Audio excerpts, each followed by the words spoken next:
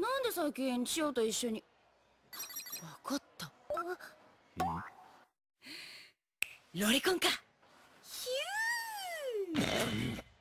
3 minutes sur Gekkan Shoujo Nozaki-kun, titre que l'on pourrait traduire par le shoujo mensuel de Nozaki. C'est une série en cours au Japon débutée cet été en 2014.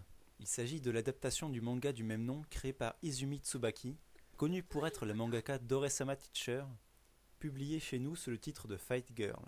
Gekkan Shoujo raconte les péripéties de Sakura, une lycéenne qui foire sa déclaration d'amour envers Nozaki, qui la remercie en lui donnant un autographe. C'est alors qu'il l'invite chez lui pour ancrer des pages de manga. Au bout de quelques planches, Sakura comprend que Nozaki est un auteur de manga pour filles et succès. Il passe incognito au lycée car personne n'imagine un grand mec viril comme lui dessiner des histoires à l'eau de rose.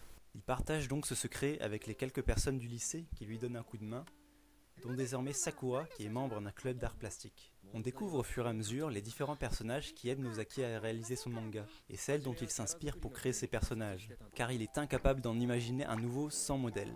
Je parle de ça avant de les développer car c'est un point important. Chaque personnage existe sur plusieurs plans. Ils sont à la fois les personnages du manga d'Izumi Tsubaki, les lycéens du monde réel de leur univers qui peuvent lire le manga de Nozaki, et les personnages de ce manga. Nozaki est censé être le grand brin viril, mature et mystérieux. Mais en réalité, il est l'auteur d'un manga pour filles alors qu'il n'a eu aucune expérience amoureuse, et part dans des délires complètement fous lorsqu'il cherche des idées de scènes romantiques. En tant qu'auteur, il n'incarne aucun personnage dans son propre manga. Sakura est la protagoniste un peu cruche, amoureuse du héros, mais en même temps elle lui apporte aide et conseils pour la création de son manga. Elle le remet dans le droit chemin lorsque Nozaki part dans ses délires, sauf les fois où elle y participe elle-même. Elle ne joue aucun rôle dans le manga de Nozaki, même si elle aimerait parfois ressembler à l'héroïne dans la vraie vie. Miko Shiba est celui qui aide Nozaki à l'ancrage. Il aimerait jouer un rôle de séducteur alors que c'est un otaku incapable de parler sérieusement à une fille et qui rougit dès qu'il sort une réplique complètement kitsch. C'est lui qui inspire l'héroïne du manga de Nozaki. Seo est une amie de Sakura. Elle serait la fille modèle si elle n'était pas totalement égocentrique et inconsciente de son entourage. Son incroyable capacité à énerver les gens contraste bien avec son talent pour le chant. Elle entretient une relation ambiguë avec Wakamatsu, un ami de Nozaki qui l'aide de temps en temps, dont elle est à la fois la source de son stress et son remède sans qu'il le sache. Ces deux-là vont inspirer des personnages secondaires du manga de Nozaki ayant une relation similaire.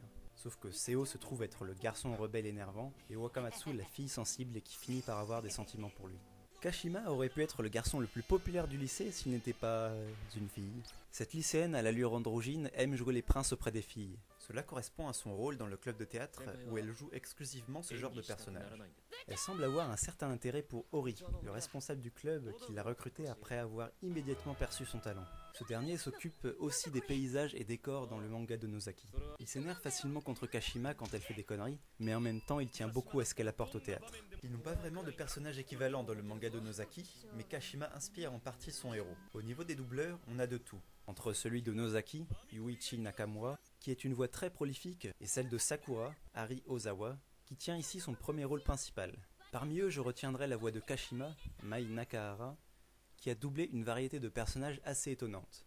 Gekkan Shoujo a deux points communs avec Working que j'ai présenté auparavant. Tout d'abord, c'est un yonkoma, et comme Working, il est très bien adapté. De nombreuses scènes sont modifiées chronologiquement ou rallongées pour que le passage du papier à l'animation soit de bonne qualité.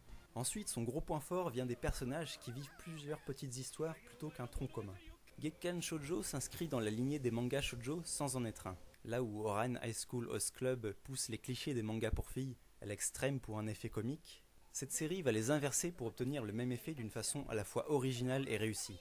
En bref, c'est bien pensé et bien réalisé, donc aucune raison de ne pas se jeter dessus.